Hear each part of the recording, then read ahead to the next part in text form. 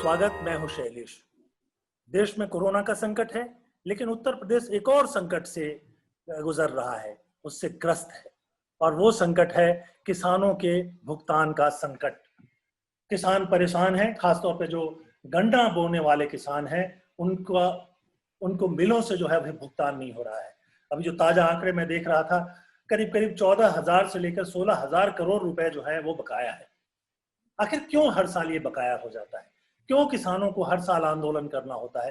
क्यों किसानों को हर साल सरकार के पास जाना होता है या फिर अदालत तक पहुंचना होता है? क्यों होता है ये उत्तर प्रदेश में ही? देश के करीब करीब 10-12 राज्यों में गन्ने की खेती होती है।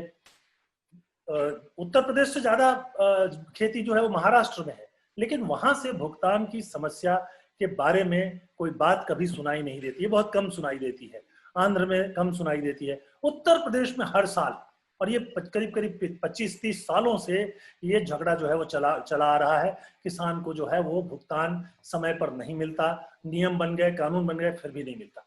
क्यों नहीं मिलता है, इस पर बातचीत के लिए आज हमने आमंत्रित किया है किसान नेता वीएम सिंह साहब को, जो पिछले 30-40 वर्षों से किसानों के, खासतौर पे गन्ना किसानों का जो मुद्दा है उसको लेकर संघर्ष करते रहे हैं, सुप्रीम कोर्ट तक पहुंचे हैं। उनके कई फैसलों ने किसानों को बड़ी राहत दिलाई है। सिंह साहब, बहुत बहुत स्वागत है आपका हमारे इस प्रोग्राम में। नमस्कार। बहुत बहुत धन्यवाद। हमारे साथ और एक वरिष्ठ सदस्य मौजूद हैं जो judicial member income tax tribunal में रह चुके हैं, और इस तरह से वो समझते हैं कि जो गन्ना मिले हैं वो टैक्स बचाने के लिए किस तरह से अपने अपने अपने रिकॉर्डों को बदलती रहती हैं और एक बड़ा मुनाफा कमाने की कोशिश करती हैं। शैलेंद्र यादव जी, शैलेंद्र जी आपका भी स्वागत है। नमस्कार। तो शैलेंद्र यादव जी और वीएम सिंह जी दोनों से बातचीत करके हम समझने की कोशिश करेंगे कि आखिर उत्तर प्रदेश के गन्ना किसानों की समस्या है क्या, क्यों उनको साल दर साल भुगतान के लिए रोना पड़ता है। वीएम सिंह साहब, पहला सवाल आपसे ही करता हूं कि 12-15 राज्य जो हैं वहां गन्ने की बुआई होती है, बहुत कभी सुनाई देता है वहां कि किसान जो है वो अपने भुगतान के लिए परेशान है। उत्तर प्रदेश में नियम बन गया है, कोर्ट के आदेश हैं कि जब आप गन्ना ले लें तो उसके 15 दिनों 14 दिनों के अंदर उनको भुगतान हो जाना चाहिए। भुगतान होता नहीं है। और अभी जो मैं आंकड़े देख रहा था, मैं बता रहा था कि 14,000 से लेकर 16,000 करोड़ रुपए जो है वो किसानों के बकाया है। आखिर क्या कारण है, सिंह साहब? देखिए, पहली चीज ये है, उत्तर प्रदेश की अगर बात करें, उत्तर प्रदेश में पहले बहुत व्यापार होते थे। फिरोजाबाद वगैरह में चूड़ी का व्यापार होता था, कानपुर में चमड़े का व्यापार होता था, मतलब काफी व्यापार थे। अब एक एक करके सब बंद हो गए। पीतल का व्यापार मुरादाबाद में बंद हो गया है, फिरोजाबाद में चूड़ी का बंद हो गया है, विदोई वगैरह में कार्पेट का व्यापार बंद हो गया है, कानपुर में चमड़े का व्यापार बंद हो गया है। एक ही व्यापार है जो है चीनी, जिसके ऊपर आज सबकी नजर है कि अगर इलेक्शन आता है तो पैसे लेने हैं तो चीनी उद्योग से ही लेने हैं। हर आदमी को चीनी उद्योग दिखता है कि वहीं से ही पैसा आएगा पॉलिटिशियंस के पास, पार्टियों के पास इलेक्शन के लिए, या कोई चंदा किसी काम के लिए लेना हो तो। अब जब उनसे पैसा लेते हैं तो खुली छूट भी देनी पड़ेगी किसानों को मारने की। यही एक कारण मुझे लगता है कि आज की तारीख में कोर्ट के आदेश आने के बाद कोर्ट बार बार कंटेम्प्ट में जब इनको लेके जाते हैं तो डेफर पेमेंट भी किसानों को मिलता है। कुछ नहीं तो 60,000 करोड़ के आसपास किसानों को डेफर पेमेंट के हिसाब से पेमेंट बार बार मिल चुका है, पर फिर भी कहीं ना कहीं नीयत नहीं भरती नेताओं की। मैं एक उदाहरण देता हूं आपको। जिस दिन 15% ब्याज जो स्टैट्यूटरी है हमको मिल जाएगा, आप खुद समझ सकते हैं, आपके श्रोता समझ सकते हैं, अगर मिल मालकों को लोन मिलता है, कॉर्पोरेट लोन मिलता है 11% पे, 12% पे, वो हमें 15% नहीं देंगे, ये बैड इकोनॉमिक्स है और तत्काल पेमेंट हो जाएगी। पर ऐसा नहीं होता है। कोर्ट ने कहा, हमने 1995 से लेकर और 2009 तक इतने साल लड़ने के बाद, 17 साल लड़ने के बाद, जो भी जितने साल होते हैं, हमने जो है अगौथा चीनी मिल बुलंदशहर का ब्याज दिलवाया कोर्ट से, कंटेम्प्ट भी किया केन कमिश्नर के खिलाफ, अधिकारियों के खिलाफ, मिल मालिकों के खिलाफ, उनके डायरेक्टर जेल भी गए, सब कुछ हुआ। और फिर कोर्ट ने कहा, इलाहाबाद हाई कोर्ट ने कहा कि 2012-13, 13-14, 14-15 का आपको ब्याज देना पड़ेगा। और मेरी दलील बड़ी सीधी थी कि अगर गन्ना लगाने के लिए किसान अपना जो लोन लेता है उस पर ब्याज देता है लेट पेमेंट पर, तो हमें भी ब्याज मिलना चाहिए। तो कोर्ट ने कहा ठीक है, पर अखिलेश सरकार ने 2015 और 2016 में तीनों साल का ब्याज माफ कर दिया। अगर माफ नहीं करती 2000 करोड़ के आसपास किसानों को मिलता, हर घर में 15-20 हजार रुपए एकड़ आता, पर उससे ज्यादा होता कि एक नसीहत बन जाती, एक नजीर बन जाती, उसके बाद में तत्काल पेमेंट चालू हो जाती। पर वो केवल जो भी कारण हुआ होगा, 2000 करोड़ पे मुफ्त में माफ नहीं करता है, जो भी कारण हुआ होगा उसके कारण जो है बर्बादी हो गई। हम कोर्ट वापस गए, फिर उन अध्यादेशों को हमने खारिज करवाया और ये योगी सरकार से कहा गया कि तुम इसको लागू करो फटाफट। योगी सरकार ने भी नहीं किया। केन कमिश्नर जो है आज भूस रेड्डी, उनके खिलाफ अवमानना का एक याचिका डाली गई। अवमानना में कोर्ट ने उनसे कहा करो, नहीं किया। फिर उन्होंने आखिर जब कोर्ट ने कहा कि तुम्हारे खिलाफ हम एक्शन लेंगे, एक्शन क्या होता है, जेल जाने का होता है, तो उन्होंने हल्फनामा दिया है कि 7% जो मुनाफे के मिले, जो घाटे के मिले हैं, और 12% जो मुनाफे के मिले हैं वो ब्याज देंगी। पर कोरोना आने के बाद वो भी नहीं हुआ। अगर आप ब्याज चालू कर दोगे तो तत्काल पेमेंट चालू हो जाएगी। ब्याज अभी शरण जी आप बताएंगे जी कि जी ये जो है अगर ये लागू हो जाता है तो कहीं से आदमी पिटेगा नहीं। और मैं एक चीज और क्लियर करना चाहूंगा, उत्तर प्रदेश आज लगभग 40% चीनी देता है पूरे देश को। हमारा एरिया पहले ज्यादा था, रिकवरी कम थी, अब हमारी रिकवरी भी ज्यादा हो गई है, तो हम महाराष्ट्र से भी आगे निकल गए हैं, बोने में भी और रिकवरी में भी, दोनों चीज के अंदर। और आखिरी में आपको मैं बताता, फिर आपसे बात होता है कि अगर ये मिल मालिक जो चिल्लाते हैं कि हमें नुकसान हो गया, नुकसान हो गया, नुकसान हो गया, हमने कोर्ट में उनके आंकड़े दिए, बैलेंस शीट्स दी और कहा कि इनको नुकसान नहीं होता है, ऑपरेटिंग प्रॉफिट होता है। नुकसान दिखाते हैं डेप्रिसिएशन से और नुकसान दिखाते हैं इंटरेस्ट से। इससे हमें क्या वास्ता है? तो कोर्ट ने बात मानते हुए तभी तो हमारे रेट को हमेशा बरकरार रखा है। आपने बहुत महत्वपूर्ण बात की, 2-3 बातें आपने की। मिल मालिक क्या कहते हैं हम उस पर भी बात करेंगे, लेकिन शैलेंद्र यादव जी हमारे साथ में हैं जो इनकम टैक्स के जो अपीलेट ट्रिब्यूनल है उसमें रह चुके हैं, और वो बहुत सारी बातें जो इनकम टैक्स से रिलेटेड हैं वो समझते हैं। तो इसमें जो उनका एक पेमेंट में एक्यूरल पेमेंट अलाउड है। शैलेंद्र जी, मैं आपसे सीधे सवाल इस पे पूछना चाहूंगा, क्योंकि कई बार लोग ये कहते हैं कि एक्यूरल पेमेंट जो है इसके चलते वो अपने आप को घाटे में दिखाने के लिए और ज्यादा मुनाफा कमाने के लिए ये कुछ रिकॉर्ड जो है, अकाउंट बुक जो है, उसमें गड़बड़ी करते हैं। तो मैं जरा समझना चाहूंगा कि वो क्या है, आप बताएं।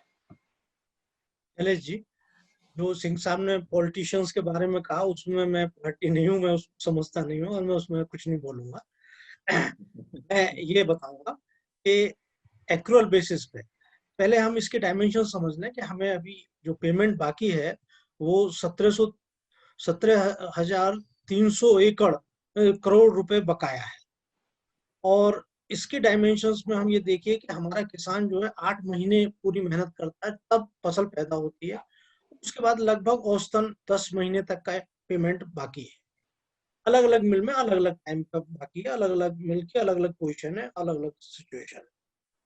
3 तरह की मिल है, प्राइवेट है, कोऑपरेटिव है, गवर्नमेंट है। सब में कहीं ना कहीं चीजें डिले होती हैं, कहीं कहीं टाइम से भी मिल जाती है। अब समस्या ये है कि किसान ने 18 महीने पहले बोया और उसने कीमत लगा दी, उसका मजदूरी भी जा रही है, उसका पानी भी जा रहा है, उसकी खाद भी जा रही है, उसके बच्चों की पढ़ाई लिखाई भी है, सब सफर करती है। इसलिए तुरंत पैसा मिलना चाहिए। ये कैसा मिलना चाहिए, कॉस्ट प्रॉपर है या नहीं है, इसकी हम अलग तरह से बात करें। इसमें मैं सोचता हूँ कि किसानों की हर चीज का, हर प्रोडक्ट का सिस्टम एक्चुअल बेसिस पे नहीं होना चाहिए, एक्चुअल पेमेंट पे होना चाहिए। एक्चुअल बेसिस होता है कि आपने अकाउंट से कर दिया कि ये मुझे देना, देनदारी है, खत्म हो। अगर 1,000 करोड़ की देनदारी है 31 मार्च तक, तो उन्होंने खर्चे में दिखा दिया, एक्चुअल पेमेंट नहीं किया। एक्चुअल पेमेंट नहीं किया लेकिन लॉस क्लेम कर लिया। लॉस क्लेम कर लिया तो कहेंगे भाई हम कैसे दें पैसा। मेरा ये कहना है कि ये चीज जो है, किसानों का जो भी पेमेंट है वो एक्चुअल बेसिस पे अलाउ नहीं होना चाहिए, बल्कि एक्चुअल कॉस्ट पे, एक्चुअल पेमेंट पे ही अलाउ होना चाहिए अकाउंट। आप कहेंगे भी कैसे हो सकता है, क्या? देखिए, पहले पीपीएफ का, ईएसआई का जो पैसा था वो एक्चुअल बेसिस पे क्लेम कर लेते थे, जमा नहीं करते थे किसी वजह से, उसमें हम नहीं जा रहे। सरकार ने देखा नहीं, इससे हमारा पीपीएफ फंड सफर करता है, और ईएसआई में जो गरीबों को, मजदूरों को हेल्प करते हैं मेडिकल, वो समस्या आती है सामने, तो हम एक्चुअल बेसिस से हमारा काम नहीं बनेगा।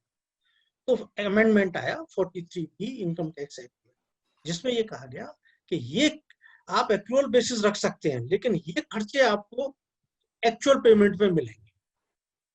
जिस दिन ये चीज अमेंडमेंट में किसान के लिए शुगर मिल और सब चीजों में पेमेंट, बिजनेसमैन को, आड़ती को, जहां भी ले रहे हैं प्रोडक्ट्स, तो वो हो जाएगा, तो ये लॉस क्लेम नहीं हो पाएगा। नोशनल लॉस क्लेम नहीं हो पाएगा तो ये मना नहीं कर पाएंगे। जो पॉलिटिक्स है उसमें हमें नहीं जाना, हमें उसके अलावा भी रास्ता बनाना है, जिससे कि पॉलिटिक्स में कुछ करने का स्कोप ही ना बचे, ऐसा काम करो। अब देखिए, हमारा देश में बहुत, यूपी में बहुत अच्छी फसल होती है, पूरे देश में, महाराष्ट्र में, तमिलनाडु में, और गुजरात में, और पंजाब, हरियाणा, सब जगह पेमेंट अच्छा मिल जाता है। यहाँ क्या मिल, सिंह साहब की बात पे मैं कुछ नहीं बोलूंगा क्योंकि उनका अपना तजुर्बा है। तो मैं इसमें दूसरी तरफ ले जाना चाहता हूँ, इस शुगर इंडस्ट्रीज भी फ्लोरिश करनी चाहिए। मेरा ये मानना है कि ये जो अब प्रॉफिट कर रहे हैं, इससे दुगना प्रॉफिट हो, जिससे जब जब इनको दुगना प्रॉफिट होगा तो ये किसानों को बड़े आराम से पेमेंट करेंगे। उसकी तरकीब ये है कि हमारे यहाँ से ये जो शुगर होती है, इसमें से दो चीजें बनती हैं। एक खोई बनती है, जो गन्ने का निचोड़ के बनता है, वो खोई कहलाती है। नलिन जी, मैं आपको बीच में रोकूंगा, मैं इस मुद्दे पर आऊंगा अभी कि किस तरह से उसके प्रॉफिट को बढ़ाया जा सकता है। लेकिन मेरे मन में इस वक्त एक सवाल है। सवाल यह है कि चीनी मिल के मिलों के जो मालिक हैं, वो कह रहे हैं, उनके चीनी मिल मालिकों का जो एसोसिएशन है, उनके अध्यक्ष का एक बयान में पढ़ रहा था। उनका कहना है कि कम से कम इस बार जो है, लॉकडाउन के कारण जो बड़े खरीदार हैं वो चीनी नहीं खरीद रहे हैं। जैसे कि शहरों में जो मिठाई बनाकर बेचते थे, चॉकलेट बनाकर बेचते थे, आइसक्रीम और कोल्ड ड्रिंक, ये सब बाजार ठप है, और इसलिए इस बार भुगतान का विशेष संकट है। सिंह साहब, ये सवाल आपसे है कि क्या ये सही है? और अगर ये सही है कि इस बार विशेष संकट है, तो पिछले साल क्यों हुआ था? पिछले साल भी कोई 10-12 हजार करोड़ रुपए का जो पेमेंट है वो नहीं हो पाया था। तो आखिरकार जो ये नया तर्क वो दे रहे हैं, वो उसमें कितना दम है? मैं जरा आपसे ये समझना चाहता हूँ।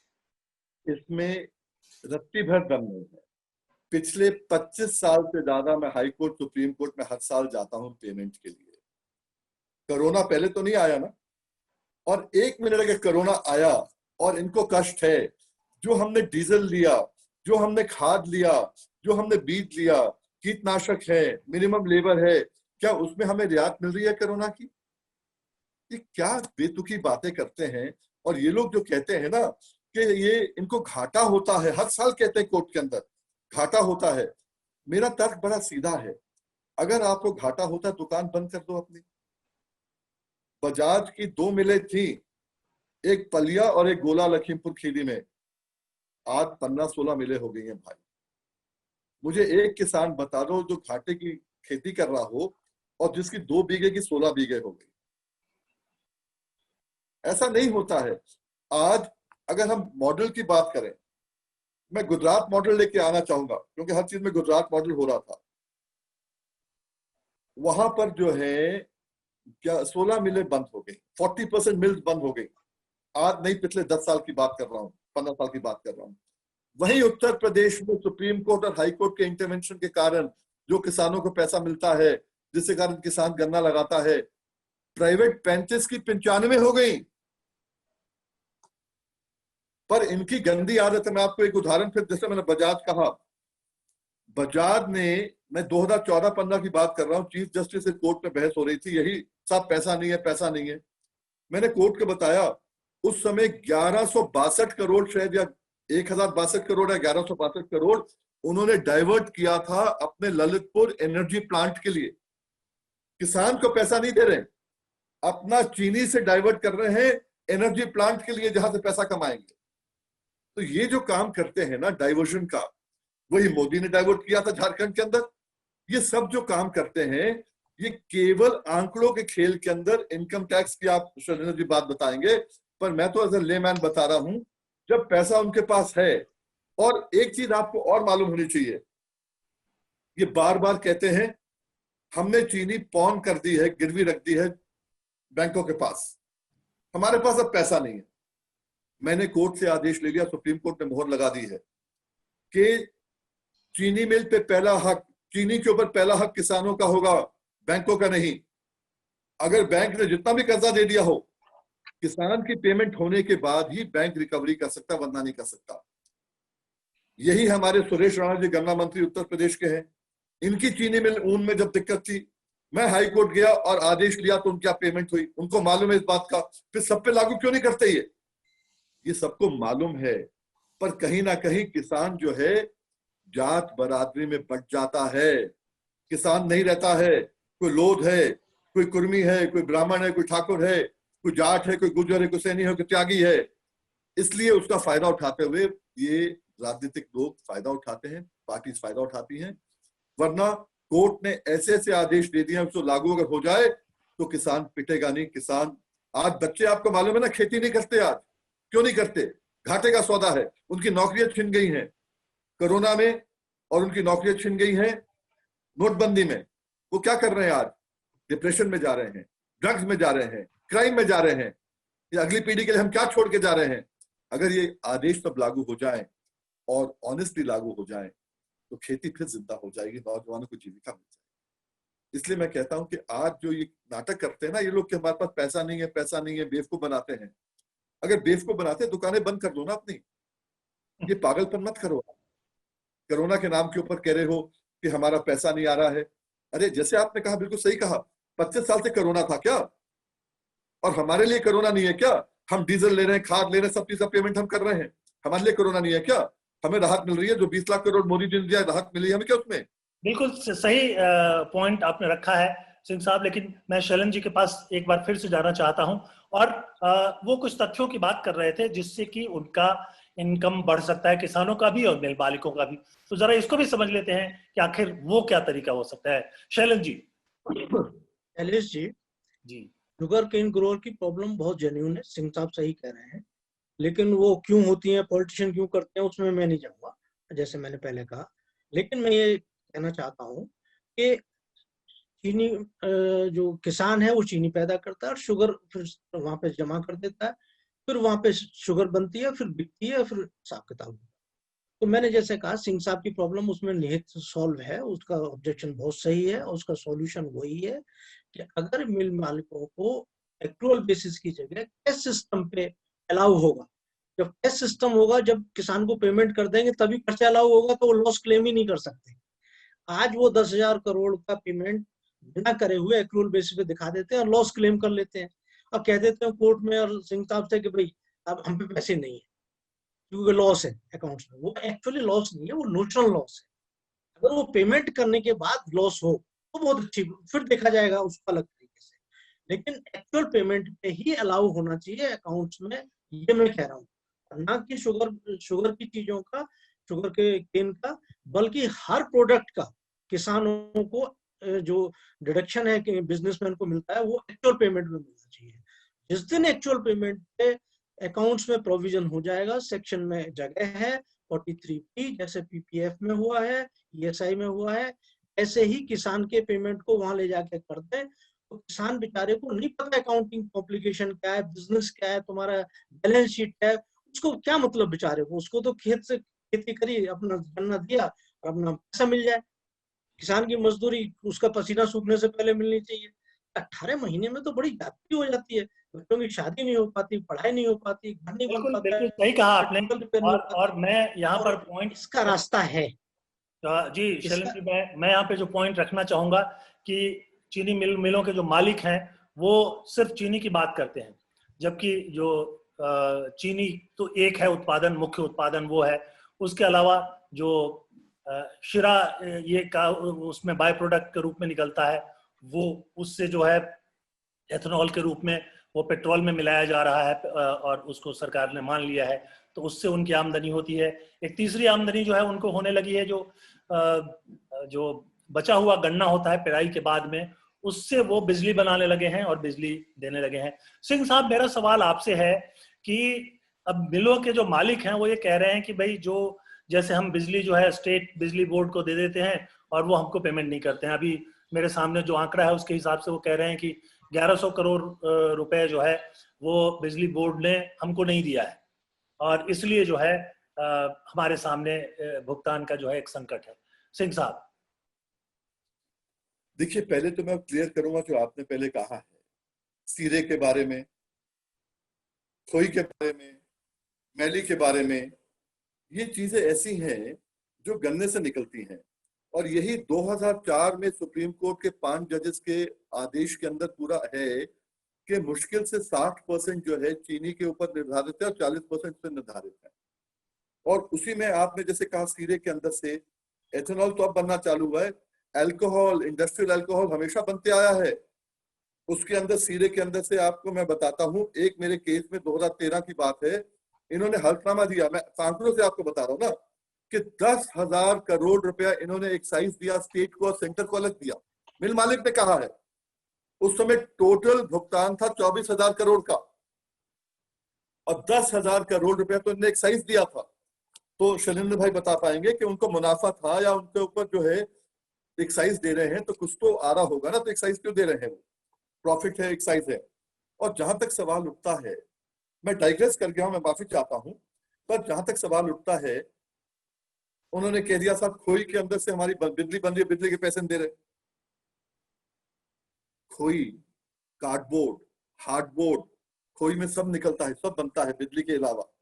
और बिजली आपको मालूम है नॉर्मल रेट से डबल रेट पे बेचते हैं ग्रिड को। इनकी तो मिली भगत है। वहां से इनका 4,000 करोड़ रुक जाएगा तो हमारा 40 रोक देंगे। ये तो बड़े स्टाइल से खेलते हैं पूरा का पूरा मामला। और जो जैविक है, आज पहले मैली में क्या होता था, जो मैली निकलती है, जिसे हम सीरे के बाद मैली भी निकलती है, जिसे हम प्रेस मड कहते हैं, मैली जो है उसकी जैविक खाद बन रही है। चाय बागान में 50 किलो 400 रुपए की जा रही है। ये सब आंकड़े हमने कोर्ट में बार बार दिए, इनकी बैलेंस शीट के बाद ये आंकड़े दिए, तभी तो कोर्ट ने माना कि किसान को पूरा पेमेंट मिलना चाहिए।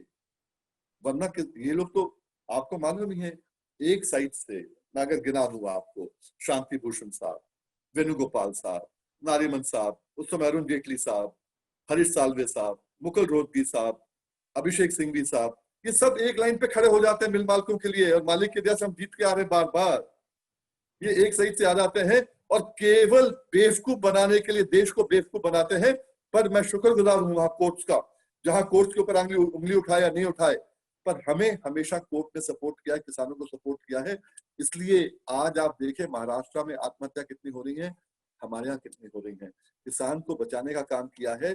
एक चीज मैं आपसे और कहना चाहूंगा, जो इंटरेस्ट की बात मैंने शुरू में कही थी, इस पे लाइट डाल पाएंगे शैलेंद्र जी भी। हमारा जो गन्ना हम बोते हैं ना, हम आज ऋण लेते हैं और 1 साल तक जब गन्ना उगता है उसका हमें ब्याज देना पड़ता है। उसके बाद मिल मालिक को हम बेचते हैं, 1 साल बाद वो पेमेंट करते हैं, बेशक कोर्ट आया कोई भी आए, तो 2 साल का ब्याज हमें देना पड़ रहा है और हमें 1 पैसे का ब्याज नहीं मिलता। ये कहाँ का है? ये मतलब ये क्या है? अल्टीमेटली सोचा क्यों नहीं अधिकारियों ने इसके ऊपर? गवर्नमेंट ने क्यों नहीं सोचा इसके ऊपर? किसान को मारते रहो और अब कहो हमें पेमेंट नहीं मिली है को जनरेशन की, इसलिए हम पेमेंट नहीं कर पा रहे हैं। आपको मालूम है ना, कोई वर्किंग कैपिटल कोई चीज होती है? जब भी आप कोई खरीदते हो, गन्ना खरीदते हो, तो आपका वर्किंग कैपिटल होना चाहिए आपके पास। आप क्या करते हो, गन्ना खरीद लोगे, चीनी बना लोगे, जो बाई प्रोडक्ट से आप उसके बना लोगे, फिर बेचोगे, बेचने के बाद पैसा अपना डाइवर्ट कर दोगे कहीं ललितपुर में, कहीं झारखंड में, कहीं और, फिर जो उसमें से पैसा आएगा फिर किसानों को दोगे, क्योंकि आपको ब्याज नहीं देना है। जिस दिन ब्याज लागू हो जाएगा, और कुछ हफ्तों में हो जाएगा, मालिक जैसे कोर्ट खोलेंगे, जिस दिन ब्याज लागू हो जाएगा उस दिन इनकी मनमर्जी नहीं चलेगी। बहुत ही महत्वपूर्ण बात रखी आपने। जाहिर सी बात है कि मिल मालिक जो है, चूंकि उनको कुछ एक्स्ट्रा नहीं देना है, 3 साल और 1 साल 2 साल 6 महीने जितने दिन पैसा किसान का रोक के रखना हो रखो, और फिर उससे कमाते रहो, और फिर थोड़ा थोड़ा करके दे दो, ये उनकी चल रहा है। और जब ब्याज देना पड़ेगा तो जाहिर सी बात है कि उनको सोचना पड़ेगा। शैलेंद्र जी, क्या जो चीनी की अर्थव्यवस्था है उसमें ये जो ब्याज का एक मुद्दा आ गया, कुछ मुद्दे आप पहले उनका जिक्र कर रहे थे, बहुत आरंभिक जिक्र किया था आपने कि कैसे जो है वो जो बाकी चीजों से उनकी आमदनी है उसके बेसिस पर उसको फायदे की तरफ ले जा सकते हैं, और किसान को भी, कभी आप जिक्र कर रहे थे किसान को शायद इससे बेहतर प्राइस देना संभव है। मैं उसके बारे में जरा बिल्कुल संभव है। किसानों का भी फायदा हो सकता है, किस मिल का भी फायदा हो तभी किसान का फायदा होगा।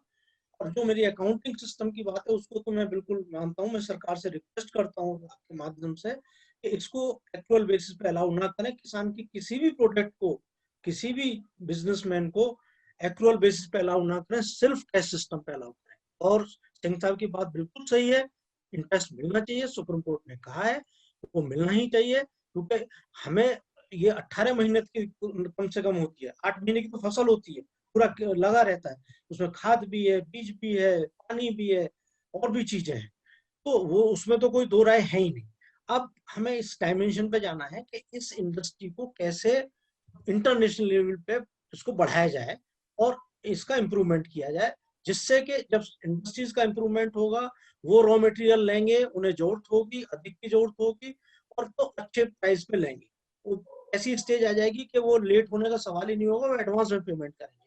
अच्छा, अब मिल कैसे इस हाई प्रॉफिट में आएंगी? मिल जब प्रॉफिट में आएंगी जब ये इनका एक्सपेंशन जो करते हैं अपने मिल का, उसमें इलेक्ट्रिसिटी बनाते हैं या मोलेसिस बनाते हैं या अल्कोहल बनाते हैं, और या उस तरह से, तो उन प्लांट्स को, मशीनरी को 100% डेप्रिसिएशन मिलना चाहिए। जैसे कि विंड मिल में जब एनकरेज किया था तो उन्होंने 100% डेप्रिसिएशन दिया। 100 डेप्रिसिएशन का मतलब हुआ अगर आपने 1 लाख करोड़ रुपए खर्च किए तो उनका खर्चा मिल जाएगा, तो उन्हें समस्या नहीं आती। दूसरी चीज है टैक्स फ्री एग्जम्पशन होना चाहिए, क्योंकि शुगर मिल का पोटेंशियल हमारा वर्ल्ड में बहुत ज्यादा है, वो अभी मैं शॉर्ट में बताऊंगा आपको। अगर इसको 100% एग्जम्पन हो जाएगा तो वो प्रॉफिट क्लेम करेंगे ही करेंगे। जिस भी इंडस्ट्री को गवर्नमेंट इनकम टैक्स में 100% एग्जम्पन देती है तो वो प्रॉफिट लाते ही लाते हैं। जब प्रॉफिट आएगा तो किसान का पेमेंट तो ऑटोमेटिकली हो ही जाना है टैक्स सिस्टम पे, तो उसको समस्या ही नहीं आएगी। अब ये देखिए कि कैसे इसमें डायमेंशन क्या है। इसमें सबसे बड़ा डायमेंशन ये है कि हमारे शुगर केन के जूस से जो हम जो निकालते हैं तो खोई बनती है, खोई से बिजली भी बनने का प्रोविजन हो गया है। और जो रस बनता है उसमें से 2 चीज होती है, एक तो शुगर बनती है, एक सीरा बनता है। सीरा में से एक चीज इंपॉर्टेंट निकल लगी, अब इथेनॉल बनने का कंसीव कर लिया है। इथेनॉल का जो डायमेंशन है वो ये है कि 22% तक पेट्रोल में, डीजल में इथेनॉल मिलाया जा सकता है। उससे क्या होगा कि जो हमें इंपोर्ट सब्स्टिट्यूट हो गया है, अगर हम करीब 50 लाख टोटल जो एक्सपोर्ट है हमारा, जो इंपोर्ट है बहुत बड़ा अमाउंट है, उसमें नहीं जाते है ना, तो 1/4 कम हो जाएगा। 22% मिल जाता है तो ये हो जाता है, उसमें इंपोर्ट सब्स्टिट्यूट हो गया, प्लस इसमें पॉल्यूशन फ्री है। और अब इस पे काम कर रही है बाइक्स, और इस पे और काम बढ़ रहा है। ये हमारी ट्रांसपोर्ट मिनिस्ट्री, ऑटोमोबाइल मिनिस्ट्री इस पे काम कर रही है। जब हमारा इंपोर्ट सब्स्टिट्यूट हो जाएगा ये, और इसमें इनकम होगी, तो उसको शुगर मिल को फायदा ही होना है। और फायदा होगा तो वो, ये तो बहुत छोटी सी बात रह जाएगी पेमेंट करना। और किसानों से शैलेंद्र जी, आपने बहुत महत्वपूर्ण बात बताई, और समय की कमी है इसलिए मैं आपको रोकूंगा। वीएम सिंह साहब, एक आखिरी सवाल आपके सामने और रख देता हूं। ये जो चीनी मिलों के मालिक हैं, उनके एसोसिएशन के अध्यक्ष का बयान देख रहा था मैं, उसमें वो कह रहे हैं कि करीब 8,000 करोड़ रुपए का भुगतान जो है केंद्र सरकार ने नहीं किया है, और ये जो भुगतान मांग रहे हैं वो ये कह रहे हैं कि केंद्र सरकार जो है मिलों को प्रोडक्शन पर कुछ छूट देती है, वो है बफर स्टॉक पर सब्सिडी देती है, ब्याज पर सब्सिडी दी जाती है। ये सब सब्सिडी जो है इनका भुगतान नहीं हो रहा है। तो वो ये बता रहे हैं कि 8,000 करोड़ तो हमारा केंद्र सरकार पर बाकी है और कोई 1,500 करोड़ राज्य सरकार पर, जो बिजली उन्होंने सप्लाई की है उसका भुगतान नहीं हुआ है, उसका नहीं हुआ है। और सारा संकट वो ये बता रहे हैं कि इसी के कारण है। और मैं समझता हूँ कोई मैं जो आंकड़ा देख रहा था 30-35 लाख किसान उत्तर प्रदेश में है जो कि गन्ने की खेती से जुड़े हुए हैं, और पूरे राज्य में है ये। मतलब ये पश्चिमी उत्तर प्रदेश से लेकर पूर्वी उत्तर प्रदेश तक हर जगह गन्ने की खेती होती है और हर जगह भुगतान का संकट है। मैं अभी फिगर्स देख रहा था जिसमें कि 119 मिलें हैं, इसमें 94 प्राइवेट हैं और सरकार की 25 मिलें, सरकार और सहकारी मिलाकर 25 मिलें हैं। तो ये जो 94 प्राइवेट है उनमें भी भुगतान नहीं हुआ है, और जो ये 25 मिलें जो सहकारी या सरकारी है उनमें भी नहीं हुआ है। तो मैं जरा इसको समझना चाहता हूं कि क्या उनका सचमुच बकाया है और उसके चलते नहीं हो रहा है या कोई और कारण है। देखिए, जैसे आपने कहा सहकारी 24 सहकारी हैं और एक निगम की है, उसका तो कर दो कम से कम। योगी जी ने कह दिया 1,325 करोड़ रुपया 9 जून को उन्होंने कहा मैंने दिलवा दिया, डीबीटी कर दिया।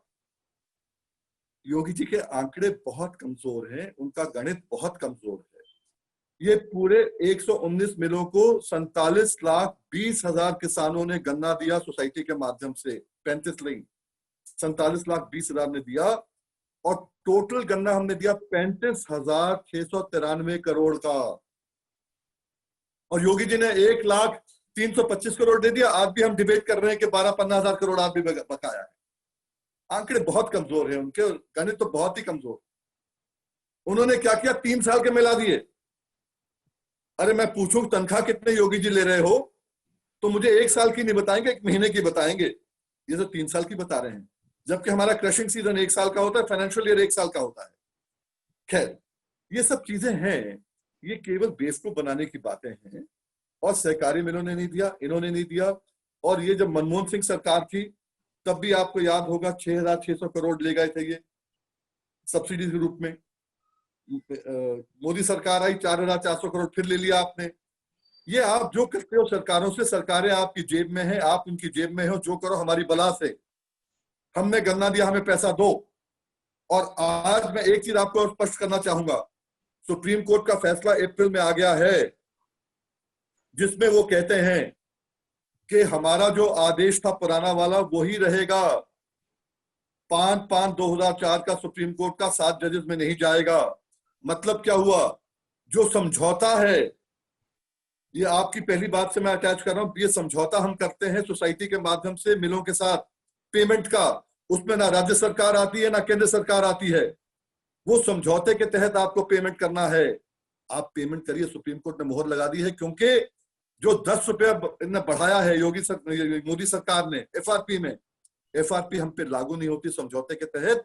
हम पे केवल जो योगी सरकार है वही को जो रेट तय करती है। उनके पास 2 अधिकार हैं केवल, पेमेंट देने का अधिकार नहीं है, पेमेंट दिलवाने का अधिकार है। उनके पास क्या है, रेट तय करना है और रिकवरी करानी है।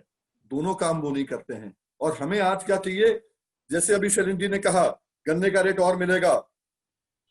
290 रुपए लागत आती है। लागत में कैसे कहता हूं 290 आती है।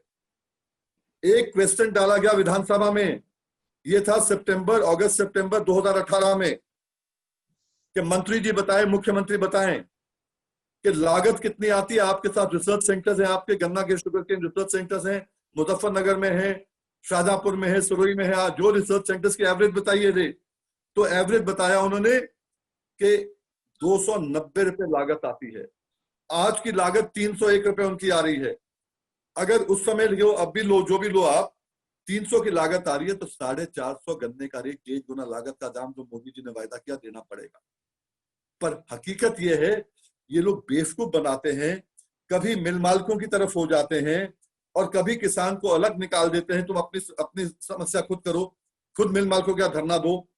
ये कम से कम इनको चाहिए, अगर सब्सिडी दे रहे हैं, जो सब्सिडी की आप बात कर रहे हो, तो सब्सिडी दे रहे हैं तो सब्सिडी सीधा किसानों को देने की बात करें, मिल मालिकों को देने की बात ना करें। मिल मालिक तो डिफॉल्टर हैं, उनको तो जेल का रास्ता दिखाओ ना।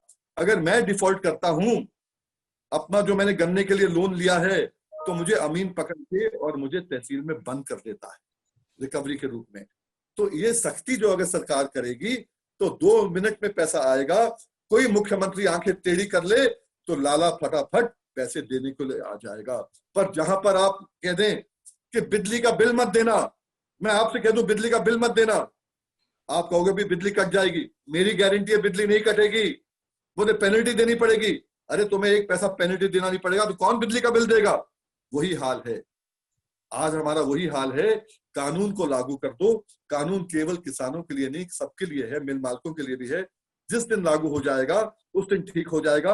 और आखिरी में 30 सेकंड में बताऊंगा, जो शैलेंद्र जी ने बताया है डेप्रिसिएशन के बारे में, पीबीआईडी कहते हैं, profit before interest and depreciation. वही कोर्ट ने देखा है और वही कहा है कि आप डिप्रिसिएशन में, अरे बहुत जगह मैंने बताया, संभावनी चीनी मिल ने जितने का गन्ना लिया 1 साल में, उसके ऊपर का इंटरेस्ट उन्होंने काट लिया और डिप्रिसिएशन काट लिया कि साहब हमें इतना डिप्रिसिएशन इंटरेस्ट हो रहा है। अरे गन्ने के पहले पेमेंट दो, फिर ये चीजों पे आओ ना। उनने पहले अपना काट लिया और गन्ने का दिया ही नहीं। तो बिल्कुल ठीक शैलेंद्र भाई ने कहा कि ये नोशनल चीजें हैं, इनको अलग रखो। पर अफसोस ये है, वित्त मंत्रालय हो या हमारा उत्तर प्रदेश हो या कहीं भी हो, ये केवल एक तरफा देखता है। एक तरफा देखने से काम नहीं चलेगा। हम अन्नदाता हैं, देश को खिलाते हैं। खास तौर पे जब कोरोना में खिलाया है तो कहीं ना कहीं सहानुभूति किसान की तरफ आनी चाहिए। बहुत महत्वपूर्ण बात आपने की है और मैं समझता हूं कि किसी न किसी दिन सरकार को इस बात को समझना होगा। शैलेंद्र जी, बहुत बस सिर्फ 30-40 सेकंड में, 1 मिनट के अंदर अंदर एक छोटी सी टिप्पणी, आपकी आखिरी टिप्पणी जी। मैं ये कहता हूँ कि किसानों को पैसा टाइम से मिलना चाहिए और अधिक मिलना चाहिए। सिंह साहब से मैं सहमत हूँ। वो 300 रुपए आता है और 315 मिलता है, वो बिल्कुल ना इंसाफी है। 150 से मिलता है, वो भी गैर इंसाफी है। उसका सॉल्यूशन मैंने बता दिया कि एक्चुअल बेसिस पे नहीं, एक्चुअल बेसिस पे होना चाहिए। हमें नॉलेज को वेल्थ में कन्वर्ट करना है। नॉलेज को वेल्थ में कन्वर्ट ऐसे होगा कि जब हम एथेनॉल इससे बनाएंगे और वो बिकेगा तो मिल वालों की गरीबी दूर हो जाएगी। वो कर ही नहीं सकते। देखिए, मैं आपको एक और चीज बताना चाहता हूँ शॉर्ट में। एक प्रोविजन है ओवर राइटिंग टाइटल से पेमेंट करना। जो गवर्नमेंट को देना है वो डायरेक्ट किसानों को दो। हमारे अखिलेश जी ने डायरेक्ट पेमेंट किसानों को कराया था। ये प्रोविजन इनकम टैक्स में अलाउड है।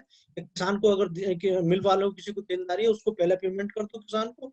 तो वो टाइटल से, ओवर राइटिंग टाइटल से पेमेंट किया, अखिलेश जी की गवर्नमेंट में कराया। और इसमें जो अगर हम इथेनॉल बनाएंगे तो उसमें कॉस्ट इफेक्टिव रहेगा, इंपोर्ट सब्स्टिट्यूट होगा, पॉल्यूशन फ्री होगा और इसमें एम्प्लॉयमेंट मिलेगा। निश्चित तौर पर बहुत महत्वपूर्ण बात की आपने। वीएम सिंह साहब, आप कुछ कहना चाहते हैं? जी बोलिए। मैं केवल कहना चाहता हूँ, शैलेंद्र भाई ने बहुत अच्छी बातें कही हैं, पर जहां उनने अखिलेश गवर्नमेंट की बात कही है, जो मैं supreme court order, high court orders की बात कर रहा हूँ, नॉन पेमेंट की बात कर रहा हूँ, ये अखिलेश गवर्नमेंट के समय की है। अखिलेश गवर्नमेंट ने तो हमारा ब्याज भी माफ कर दिया था। प्लीज आज की तारीख में हम लोग केवल इसको कैसे ठीक करना उसकी बात करें, किसी गवर्नमेंट को श्रेय देने की बात ना करें। चलिए, ये भी बहुत सही है कि और श्रेय मिल भी नहीं सकता है। पुरानी बात हो गई। नई बात यही है कि गन्ना किसानों को पैसे, उनका जो भुगतान है वो नहीं हो रहा है। और आज की जो सरकार है वो इस पर जो कदम उठाना चाहिए था वो नहीं उठा रही। यहाँ तक कि सुप्रीम कोर्ट के जो आदेश हैं उनका भी ठीक से पालन नहीं किया जा रहा है। और इस बीच में हम ये खबरें सुन रहे हैं कि किसान जो है यहाँ भी डिप्रेशन के शिकार हो रहे हैं। आत्महत्या की घटनाएं भी सुनने को मिल रही हैं और ये गंभीर बात है। किसी न किसी समय सरकार को ये सोचना होगा। वीएम सिंह साहब, आपने बहुत महत्वपूर्ण बात कही है कि किसान जो है जब वोट डालने जाता है तो वो किसान नहीं रहता, वो अपनी अपनी जाति में बंट जाता है। और इसलिए किसान के तौर पे जो बार्गेनिंग की उसकी क्षमता है वो खत्म हो जाती है। वो जातियों में बंट करके, धर्म में बंट करके और बाकी चीजों में रह जाता है। और राजनीतिज्ञ जो हैं और जो सरकारें हैं इसका ही फायदा उठाते रहते हैं। हमारे पास समय की कमी है, इसलिए हम इस प्रोग्राम को यहीं खत्म करते हैं। लेकिन वीएम सिंह साहब और शैलेंद्र जी, आपको इस प्रोग्राम में शामिल होने के लिए बहुत बहुत धन्यवाद। हम फिर आगे भी किसानों के मुद्दों पर बात करते रहेंगे और आपको आमंत्रित करेंगे। तो दोस्तों, सत्यहिंदी.com पर इस प्रोग्राम में बस इतना ही। लेकिन मैं चलते चलते आपका ध्यान इस बात की तरफ दिलाना चाहूंगा कि इस वीडियो के बाद आपको डिस्क्रिप्शन का एक बटन दिखेगा और उस बटन को अगर आप दबाएंगे तो आप उसमें पाएंगे कि हमसे किस तरह से आप बेहतर ढंग से जुड़ सकते हैं, आप सत्यहिंदी.com के सदस्य कैसे बन सकते हैं। ये सिर्फ इच्छा पर है आपकी, अगर आप बनना चाहें तो बन सकते हैं और हम उसके बदले में आपको बहुत सारी दूसरी सुविधाएं देते हैं, उसके बारे में भी जिक्र करेंगे। जो इस समय गोदी मीडिया है और दूसरी तरफ जो कॉर्पोरेट मीडिया है, जिसकी नजर किसानों की तरफ, आम आदमी की तरफ नहीं है, उस बीच जिस तरह की पत्रकारिता हम कर रहे हैं, एक जनपक्षीय पत्रकारिता, आम आदमी की पत्रकारिता, लोगों की समस्याओं की पत्रकारिता, उसको चलाते रहना थोड़ा मुश्किल काम है। अगर आप सहयोग करेंगे तो हमारे लिए ये काम आसान हो जाएगा। तो आज के लिए बहुत बहुत धन्यवाद। वीएम सिंह साहब, आपको भी धन्यवाद। शैलेंद्र जी, आपको भी धन्यवाद। नमस्कार। सत्य हिंदी के और वीडियोस को देखने के लिए हमारे YouTube चैनल को सब्सक्राइब करें और सीधे नोटिफिकेशन पाने के लिए बेल आइकन दबाएं।